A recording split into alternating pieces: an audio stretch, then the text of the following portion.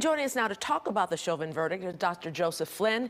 He's an associate director of the Center for Black Studies at Northern Illinois University. Thank you, Doctor, for joining us today. Thank you. Thanks for having me. Is this an inflection point? And if so, why this case? It can be an inflection point if these officials carry through and do really strong reviews of their practices across in police departments across the country. But again, they have to do them and learn from them and make substantive changes.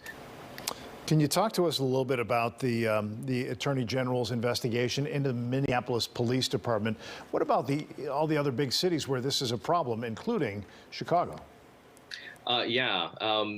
I think one of the things that we've learned through this trial and the case of Mr. Floyd is that this is a long and serious problem that the nation really needs to take a deep look at. We're going back hundreds of years even. So we have to first and foremost understand that history and recognize that this is not simply a matter of a few bad apples, that the entire tree is poisoned. And because of that, we have to mount these investigations and come to some clear-eyed, sensible reforms that can change the ways in which policing happens in America, especially in terms of the relationship between law enforcement and the African-American community. You talk about substantive changes and reform, but is that really realistic, and what changes need to be done?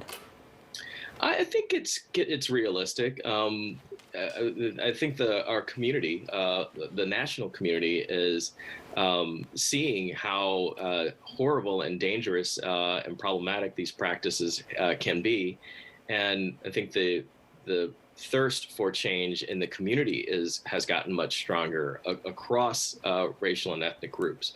So the political will is beginning to change. Now, whether or not our elected leaders and policymakers will be responsive can be a different story. And that's what I mean when I say how realistic is it? You know, you've got to go to Congress and they're always one side against the other.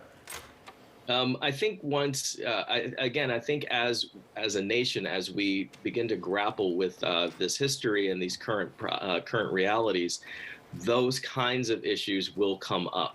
And if people want to keep their jobs and stay in office, they're going to have to be responsive to people. And being responsive means looking at real serious reforms like qualified immunity or requiring citizen review boards or what have you. There's a host of things that can be done that could be bipartisan in nature. Well, we saw how rare it was to get a guilty verdict, even criminal charges lobbied against a police officer. Do you think this is going to lead to the liability protections getting lifted? And until then, do you see civil settlements as a good half measure? It's a decent half measure. I don't think that we should necessarily just focus simply on the civil side, because the criminal side, I think people pay much more attention to, and I think there's a certain urgency, whether you're looking at life in prison or, paying a fine or a penalty. So I think that these kinds of practices can be fruitful and helpful. But again, I think we really have to take this moment and not squander it, but use it as a launch pad for deeper understanding of the problem in and of itself, and leaning on our elected leaders to make some good and substantive change. Dr. Joseph Flynn, Associate Director of the Center for Black Studies at Northern Illinois University. Be safe, be well, sir. You too. Thanks a lot. Thank you.